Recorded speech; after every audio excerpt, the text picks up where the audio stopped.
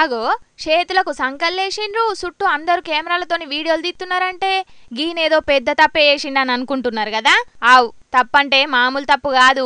Pharma company కోసం పంటలు వండే భూమిని సర్కారోళ్లకు ఇయ్య అన్నాడు. గదే గీనే చేసిన తప్పు. ఆవ్ లగచెర్ల పంచాయతీలో అరెస్ట్ అయిన రైతన్నే సంగారెడ్డి జైలున్నాడు. అయితే వీర్య నాయక్ అనే గీ అన్నకు జైల్లో గుండెపోటు వచ్చిందట. ఇక పోలీసులు గీతిరిగా సంకల్లేసి సర్కార్ దవాఖానలకు తీసుకొచ్చిండ్రు. ఇక గిరిజన రైతన్నకు బేడీ లేచింది చూసి అన్నేమన్నా తీవ్రవాదా లేక మర్డర్లు చేసిండా?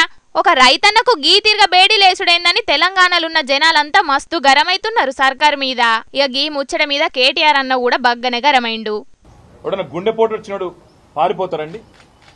గుండెపోటు వచ్చిన వాళ్ళు వెంటనే జైలు నుంచి దుంకి పారిపోతారా? ఇంత అన్యాయమా? ఇంత అన్యాయంగా, ఇంత అమానవీయంగా, ఇంత సంస్కారహీనంగా, ఇంత చండాలమైన ప్రవర్తన ఈ ప్రభుత్వం ఉంది. స్ట్రెచర్ మీద తీసుకురావాల్సిన మనిషిని, అంబులెన్స్ లో తీసుకురావాల్సిన మనిషిని ఇవాళ ఒక పోలీస్ బండ్లో తీసుకురావడమే కాకుండా ఇంకా నికృష్టంగా ఈ రకమైన ప్రవర్తన ఏదైతే వీళ్ళు చేస్తా ఉన్నారో ఇది క్షమార్హం కానే కాదు.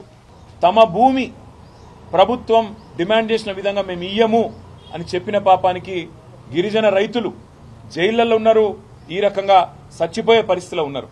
ఇది మంచిదా? రాహుల్ గాంధీ చెప్పాలని కోరుతా ఉన్నాం.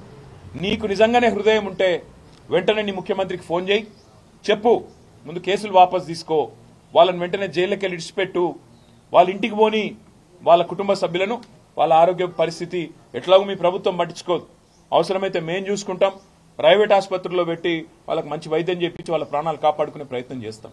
మరిగా ఈ రైతన్నల పరిస్థితి చూసన్నా సర్కారోళ్ళు వాళ్ళను జైల్లోకి వెళ్ళి ఇడిచిపెడతారో ఏం చేస్తారో మరి.